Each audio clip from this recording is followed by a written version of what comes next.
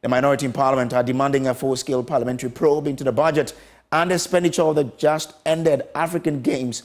Government, we know, spent some $240 million on the continental showpiece, but several persons have criticized the organization of the Games. Addressing journalists in Parliament, minority spokesperson on youth and sports, Kobina Mensa Woyome, berated government for what they describe as the poor organization and insist a full-scale investigation will unravel corruption and mismanagement. We boldly say, as a country, that we have had value for money.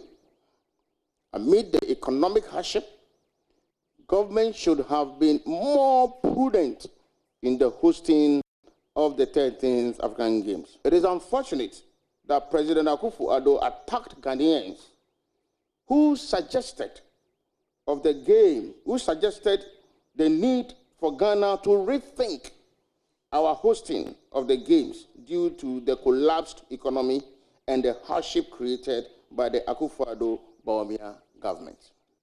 We wish to call on the government to come out and explain to Ghanaians what accounted for all the shameful occurrences and render an unqualified apology. We, the NDC Minority Caucus, call for a bipartisan parliamentary probe into the budget and expenditure for the preparation and organization of the Games.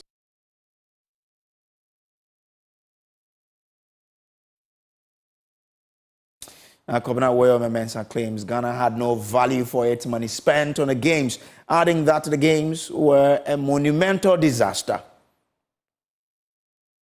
The just-ended Games were a monumental disaster and total embarrassment to our dear country.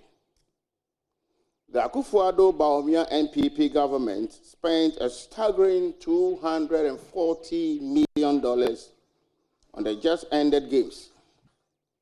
Yet, the organization and management of the event was poor and shambolic. While the government sacrificed value for money principles and breached procurement procedures, infringed on the Public Financial Management Act, leading to huge expenditure, Ghanaians have been swayed by the frivolous outcome of the Games to believe all is well. Given the current state of the Ghanaian economy, which has been rendered bankrupt by the Akufo-Addo-Bawumia NPP government, emerging details about the hefty expenditure on the Games raise eyebrows and concerns among Ghanaians. Several unfortunate incidents that were recorded in the course of the Games left many wondering whether that quantum of money was really spent on the Games. So that's the minority spokesperson on the Youth and Sports Committee of Parliament. Now, several other people have been talking about this, many reactions also coming in from government as well.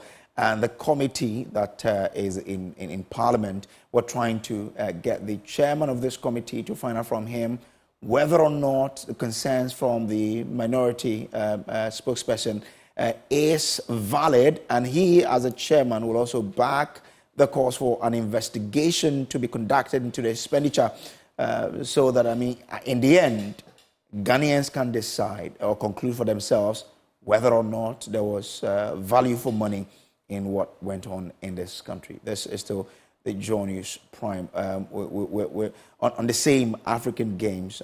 Sports journalists, some of them have criticized the beginnings of the games. How the whole thing went about. There were some messy happenings, but the ending was something that many Ghanaians have applauded. Let's bring in Joy News editor Fentio Tahiru. Fent, grateful to you for joining us. Now, do you get the same sense that there's a substantial demand for an investigation to be conducted into the organization of the Games itself? I think it will be something worthwhile. I feel there is definitely the need for accountability. And if what it takes is a probe, then I'm certainly for it. And this is based on everything that has happened in the lead up to the games. Here at Joy Sports, we had been reporting about the kinds of issues that the LOC had encountered, including the ministry, in the lead up to the games. And we were warning people to the point where we were almost called negative. But in the first week of the competition, a lot of those issues became apparent, where athletes were now being transported on the back of pickup trucks. Other athletes complaining about lack of competition gear, like the cyclists or even the volleyball players. So there have been some issues. There have been documented issues of even other team members, for example, even during the departure, leaving in taxis because there was no vehicle available for them. There have been issues of last-minute transportation or last-minute importation of very important competition equipment, like the hockey pitch, for example, which didn't arrive in time, resulting in South Africa pulling out.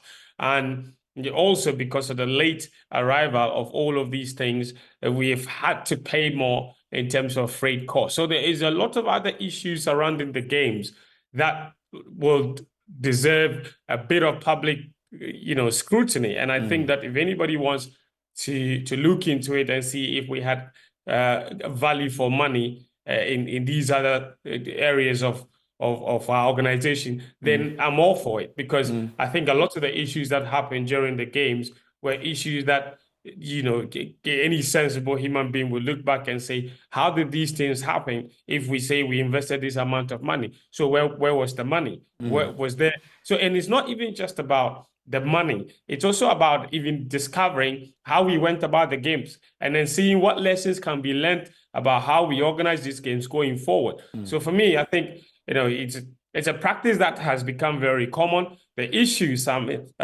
is that what is usually done after these investigations. For me, I think that is the crux of the matter. If we call these people, they probe, and then they find out what wasn't done efficiently, where we went wrong, some monies that were spent that was not supposed to be spent. In the end, what happens? Because this very select committee on sports, investigated Ghana's participation at the 2021 Africa Cup of Nations. They had the captain, Andre Ayew, they had the sports minister. So many issues, were revealed. And, at that particular investigation, we have copies of the report. But we saw the exact same issues repeating themselves at the next AFCON, which happened in Cote d'Ivoire. It's almost like it's business as usual. People would come and sit down and take sitting allowances because, it's good for them. And then at the end of the day, when they find out what exactly went wrong, people don't get punished. Okay.